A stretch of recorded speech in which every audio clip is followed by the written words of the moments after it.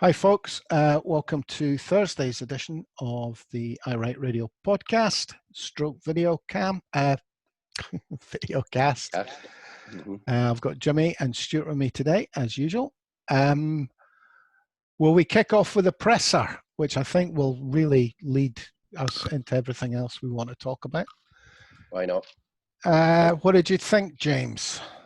I thought it was slightly more sedate than yesterday's Backer Journalist Day.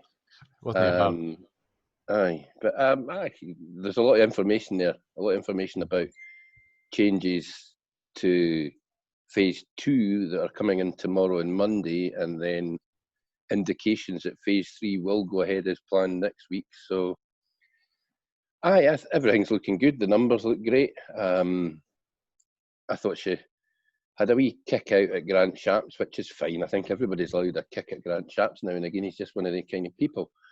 But good on her. Decent information. A lot of information about what's going on in Dumfries and Galloway, and a clarification that people in certain postcodes in Dumfries and Galloway can't go ahead and ease the 5 mile rule that the rest of the country is tomorrow. Can somebody give me an explanation of the Grant Shapps thing? Because I kind of missed it. Thing. Well, basically, it's simple. They had a UK, I call it UK4. They had a UK 4 Nations meeting of, I think it was, Hamza Yusuf took part for Scotland yesterday. And it was about quarantining, and it was about air bridges, so you wouldn't need to quarantine. It was having an agreed plan. 30 minutes before the meeting started, the UK government made some changes. And before the meeting had even finished, they made some more changes. Basically, the only agreement they could come to was that they couldn't come to an agreed plan. So, and then that chap slagged off the Scottish government. Yeah, right, that's the bit I missed. The bit that basically they're trying to put the blame on the Scottish government because they didn't immediately acquiesce to everything the British government wanted. No, well, that's too simple. They changed the rules halfway through the meeting. Right, okay. They moved the goalpost and then decided to fling the shite our way because they didn't want any of it sticking to them. So in effect, they killed the cat that they were going to throw on the table. and ripped out its entrails and fired them north. Right, okay. In other words, Grant Shapps is a ball bag. We all know that, and we can all have a good laugh at him when it blows up in his face tomorrow. Look, I've got to have a... Sorry, when you finish, Jimmy. I was just going to say that the rumour is that the list of countries, they were talking dozens yesterday after it being about 5 or 6 a few days ago, and it appears that it ain't going to be dozens when they finally get to tomorrow. And I do wonder if any of the... opprobrium being headed towards Stanley Johnston will stick in any way, because Boris's dad, given that he can't go to Greece, has just gone to Greece, but he went via Bulgaria to get around the Greek ban on British flights. Nice. One rule for Boris's dad and one rule for the rest of us. Well, that'll be all over the front pages of the papers tomorrow, won't it? Let me get it.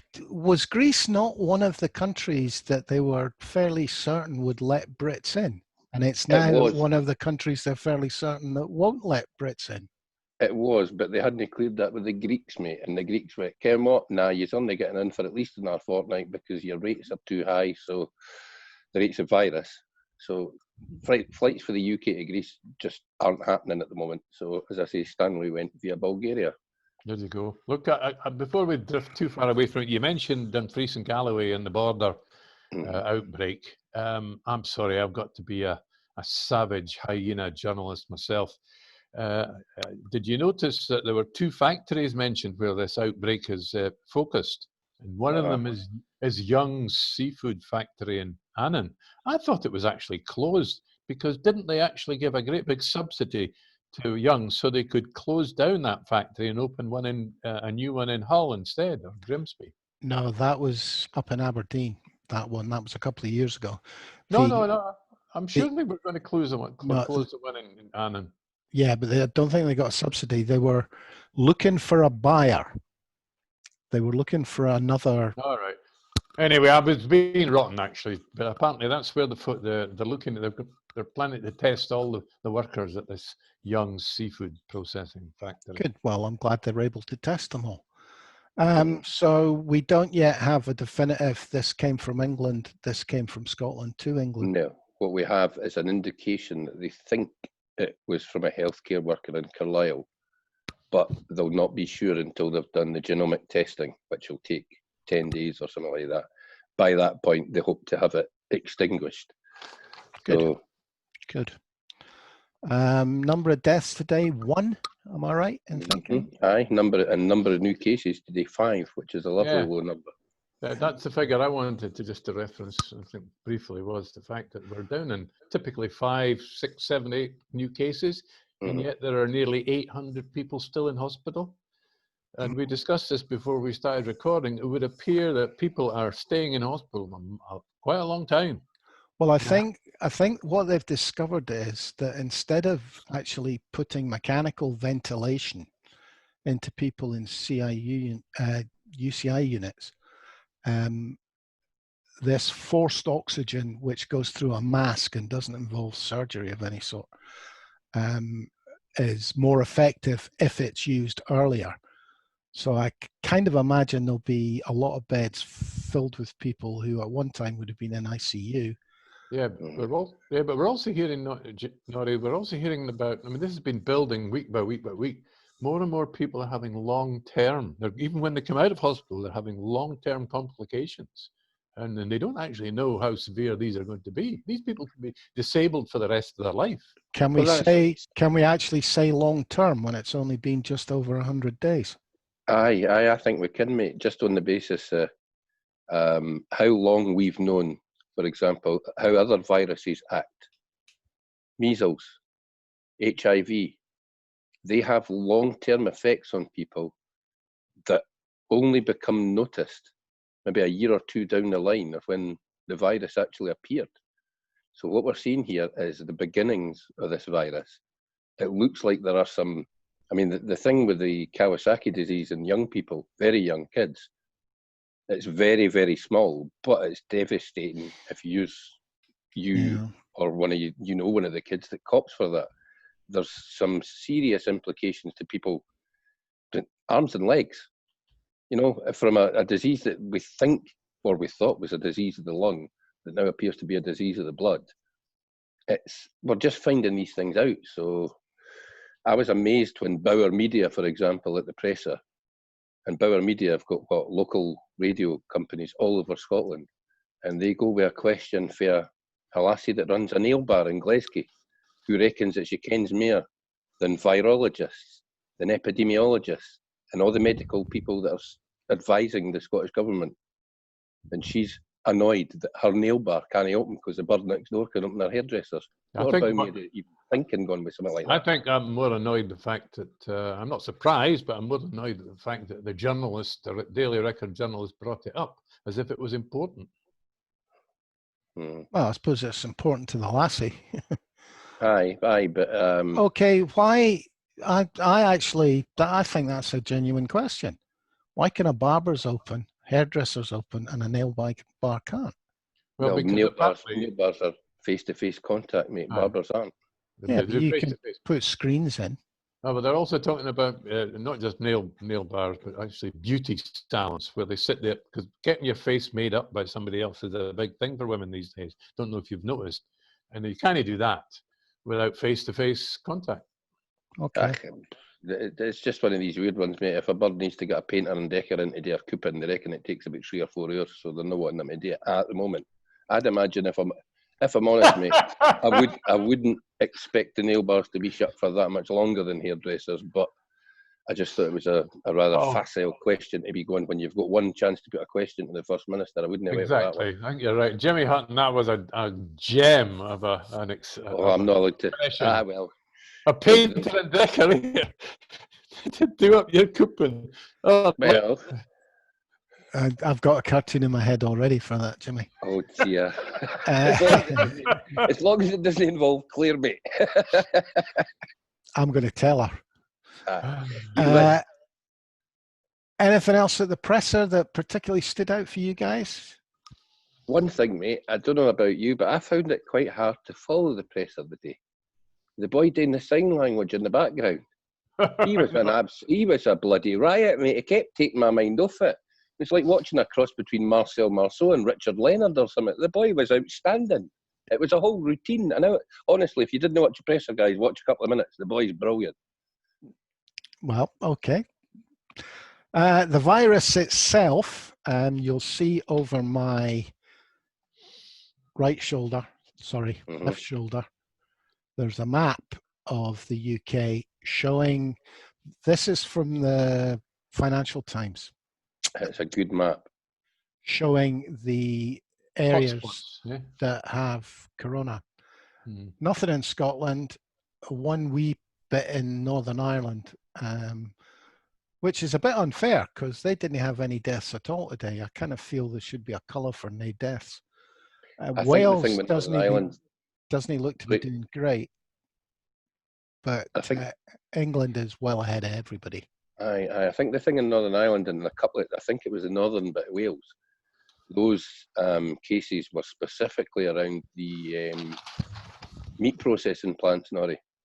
They had minor outbreaks in meat processing plants, which obviously as your numbers get lower, any minor outbreak shows up quite large because you've got low numbers at that point. But I still think the worry is that England are finding it acceptable to run about with a number of cases that the other three constituent parts of the UK just find unacceptable. We've driven it far lower, and it's a bit of a worry that there are outbreaks. I think there should be a big red arrow pointing at Scotland with the word attack underneath it, because it's becoming really apparent now. They're getting worried about the comparison. It's always been a problem for Westminster when things were done differently in Scotland with better outcomes. And this is going to be a huge problem for them. Well, look, it's not all, but they also have the whole ethos of this current government ever since the Brexit vote was won. They blame nothing. They never do anything wrong. They're perfect. They're exceptional. They blame everybody else for everything that goes wrong. Well, I'm not quite sure that they understand that the end result of blaming Scotland is that the English will want to be separated from Scotland, as was demonstrated by that poll that came out, 49% of Conservative voters wanting rid of Scotland.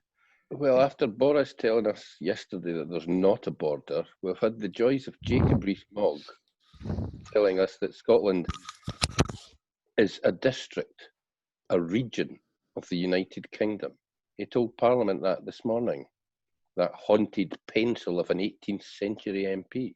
I love that. The more they say that, the more it annoys your average voter in Scotland. And so it's the unionists, as I keep saying, that are now sowing division and separation. They used to accuse us of doing it. Now it's the unionists doing it.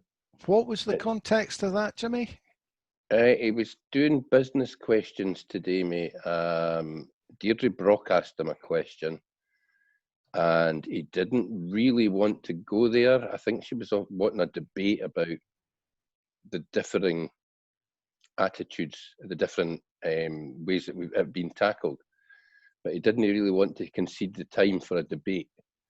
So he basically went along the lines of telling her that regional variation or variation between certain districts is not something that they want to look into in parliamentary time. That would be good news. Good news for the Red Wall. There were a couple of questioners that got the same kind of short shrift when they were wanting to discuss what's going on in various regions of England, and it turned out that we were treated as a region of the UK. Well, I mean, we've known that for a long time. It's just they're usually smarter than to actually say it out loud. I think Jacob just let it slip because he's one. Well, come on, mate. It's Lord Rees-Mogg. He's an arrogant swine. He doesn't care about what people think about what he says, does he? Stuart, any more on the pandemic? No, we kind of covered that. No, I think we mostly covered that. I mean, not at the moment. I've got something here on the border. turns out that the English-Scottish border that doesn't exist is less than 100 years old. Oh, I wouldn't say that. Sorry? 1237. No, I'm telling you lies. It's actually 420. Wait a minute. It's about 468 years old. The border between England and Scotland. Was this I had when 873. Was this when Strathclyde stretched down to Hull? Originally, before they decided that before Scotland became a kingdom, a country, Scotland became a country 100 years before England became a country. And so they had the debatable lands. But when they finally decided on that it wasn't Hadrian's Wall after all, England could keep Cumbria and Northumberland, and the border ran between Solway and the Tweed. That was basically it. So that was 468 years ago. Oh, Google tells people so many different things. I had bloody the Treaty of York signed in 1237 by Henry III. Yeah, and the point is, the other point I wanted to make was that the United Kingdom of Great Britain and Northern Ireland is not even 100 years old yet.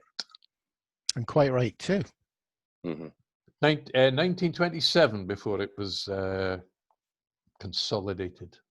Well, King Billy will not be happy about that. They didn't.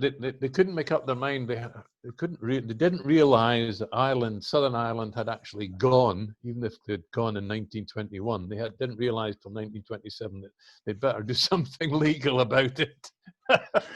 Sounds like Westminster. They'd left, but they didn't actually legalise it for another 8 years.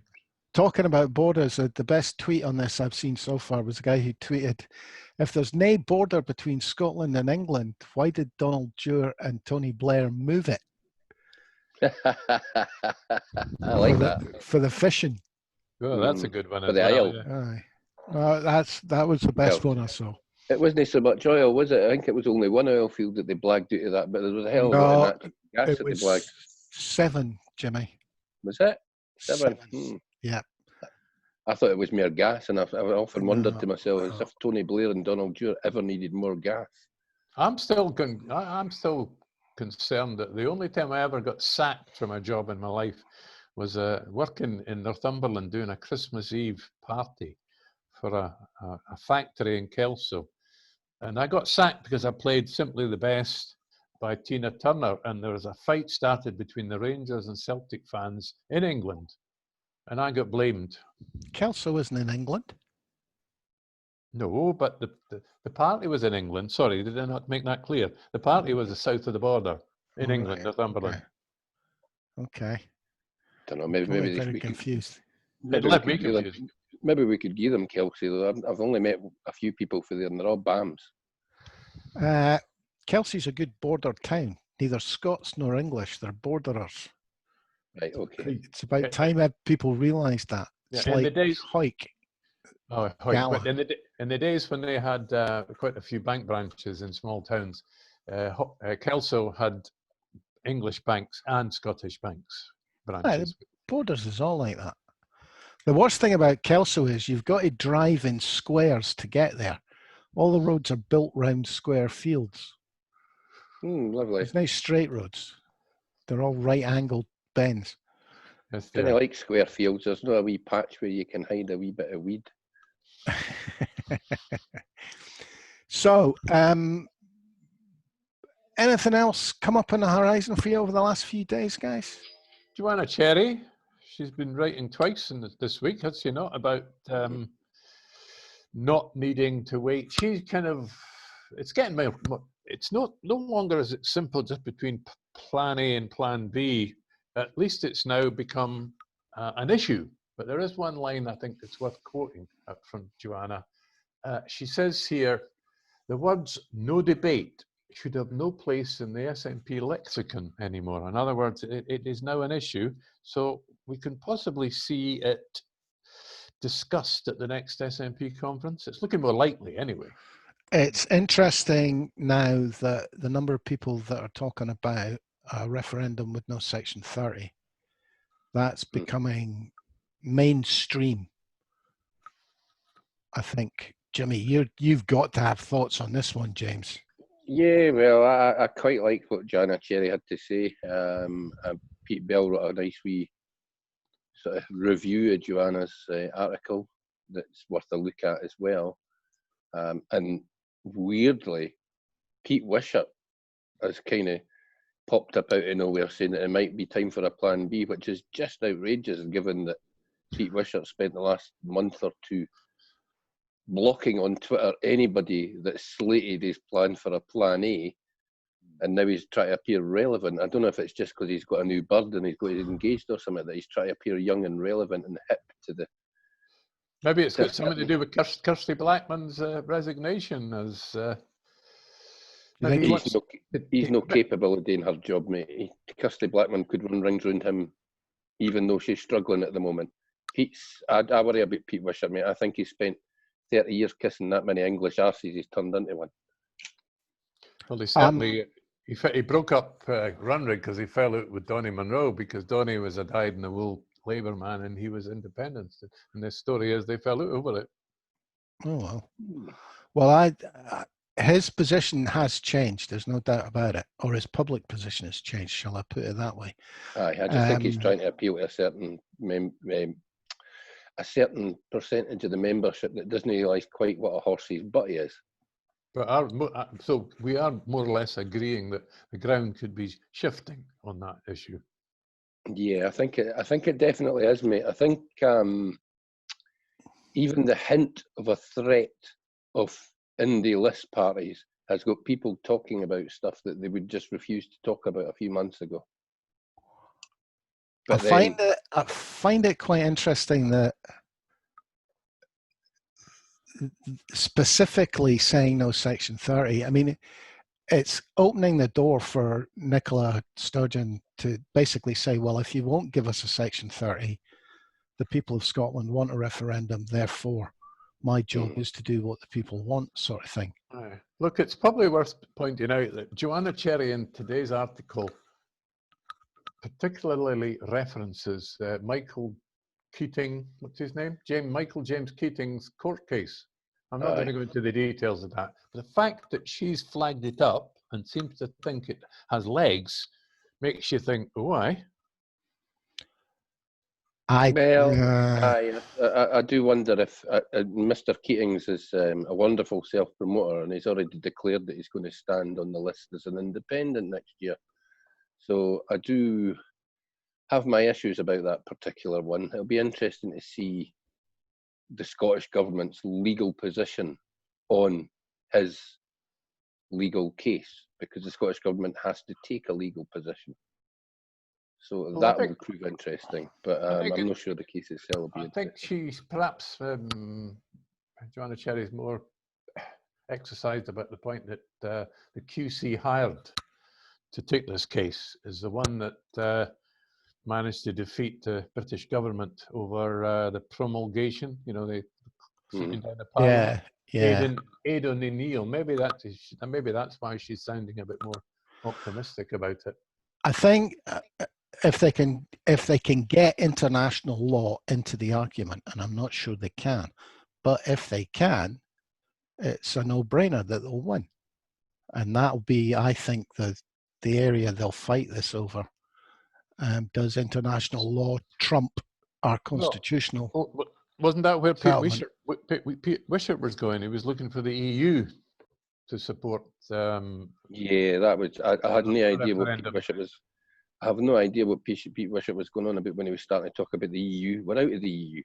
We're no longer members. Sorry, I know we're in a transition period, but we're no longer a member state. But wait a minute, Jimmy. About the EU. But that could be. Didn't we already discuss that? The point is that gives us an advantage. While we were in there, the EU couldn't be seen to be supporting a region. And do you think independence? Now that we're out, they're possibly quite happy to see Scotland out. I don't think they're going to get involved until such time as we are independent, mate. I don't see the EU taking a position on what they would still see as an internal matter of the United Kingdom. I think you're right, Jimmy. I think you're right there. You're right. I didn't read the article when I first heard of it. I heard it something on social media, and I thought what he was referring to was the European Court. No. But you're right, it was the EU when I No, it's got the around to politics, reading not it. the not the courts he was talking about. It was the politics rather than the law. I Yeah, think okay, what was... Oh, sorry. On you go. I think it would be very difficult for the European Court not to support the case for Scotland having a vote, again, because of international law. Mm-hmm. But there's all kinds of... the International Court of Justice, the argument that we made at that International Court to free Kosovo, it's very difficult to see a British government then arguing against that position. And the position there was that the state being seceded from should have no input into the act of secession by the seceding state. The problem with that argument, Jimmy, is this is a Tory government who will volte-face on just about anything that suits them to. Yeah, but fortunately, the justices of the ICJ are liable to absolutely ignore that volte-face. Well, we hope so. We hope so. Sure.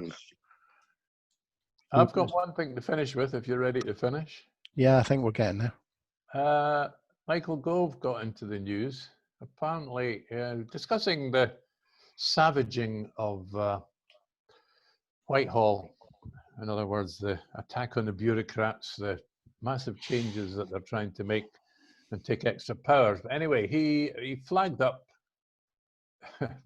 the American independence. And he basically, Michael Gove criticised those in the establishment who consider that any departure from the status quo must be assumed to be more downside than upside. That's a little flat, but what that means is that American independence was an expensive, untried, and unjustifiable innovation. They would have said it was novel and contentious, and therefore it should be stopped. Well, basically, he's making the case for Scottish independence. No, that's not what he's doing. He's making the case for Michael Gove's government that he leads as PM. Fair enough. You have your opinion. I would reckon that should be seen more as the first shot across the bows of the Boris Brigade. But let me quote Joanna Cherry. Well, bravo, Michael Gove. I look forward to quoting your words back at you next time you pour scorn on those of us who support Scottish independence. I'm backing Joanna. Well, yeah, but I basically at this point, I think Michael Gove is simply going to look as competent as he possibly can. Look forward to a few more of these, what will we call them, defining speeches from him. He's lined up to replace Bonis. That's become very clear, isn't it? I still make my case he's Scots, he won't get it. Yeah, well, we'll see. Can I just point everybody to Twitter this afternoon and tonight? It's going to be more and more joyous as we watch unionists, and particularly those unionists who embrace casual racism, as we watch their reaction to 3.9 million Chinese citizens, but UK citizens, being invited to come live here. Because they're already completely confused. I've seen some arse whose his idea for that on Twitter was to build a city where all these Chinese citizens of Hong Kong could live. And then he got awfully upset when I accused them of talking about 21st century ghettos. But what else is it if you're going to invite foreigners to live in a specific part of your country and not the general part of your country? What it would do, history proves that what it would do would rescue the economy of the United Kingdom if they all did start piling in, because history proves that if you have a fresh input of immigrants, clever, educated immigrants, your economy booms. Mm-hmm. I'd agree with you, Stuart, but I'll tell you what, be interested to see what happens when the Chinese government turn around and say, by the way, you consider these people UK citizens. We don't. They're citizens of China and they're not leaving. Well, that's another issue. Well, and if they do leave and come to the UK, watch your average wage drop through the floor. What are you talking about? They're very well paid, the Hong Kong people. They're extremely... Oh, yeah. Oh, do you seriously think it's just going to be the smart ones that come? The ones that work in offices? I don't agree with you at all, Nori, on that one. No. You're not talking about what do you call it here? Over 30,000 a year here. You're talking about them having British citizenship, and everybody that gets it can come. They're perfectly entitled to come. There's millions of them, and your average unionist is particularly confused as to how to react until Nigel Farage comes out and tells them. Yes, that's true. As far as I'm concerned, they're welcome, because when I did Airbnb, I had loads of them, and they were very nice people, very well educated and very clean. Well, let's be honest, mate. The Edinburgh property market was kind of propped up by Hong Kong money for a good few years. So if they do all come over, we'll see a lot of them in Scotland. And like you say, aye, they're very welcome. Very welcome. Okay, on that cheery note, I think we'll call it a day. Thanks, Jimmy Hutton. Thank you, Stuart Lockhead. I'm Norrie Stewart. Thanks for listening, folks. And we'll catch up with you on Hat Friday. And all listeners have to wear hats as well this week, I've decided. Oh, dear. Okay. You don't have to show us the hat, but you have to. Can I wear a bra as a hat? No, you can't. That would look a bit silly. I think I might have a haircut, but I'll have to do it myself. Yeah, misogynist New Haven Chancellor, yeah. Which one of us? You're just jealous you don't live in the posh end of Leith. I do live in the posh end, mate. No, you didn't. Have you seen the bars around me? Aye, but have you seen the hookers round your back door? No anymore, mate. I don't know what's happened to them. Right, that's it, folks. Socially distanced hookerage. There's no much money in it, mate. Oh, maybe. Sorry. And on that less than woke note, we'll see you tomorrow, folks. Cheers for now.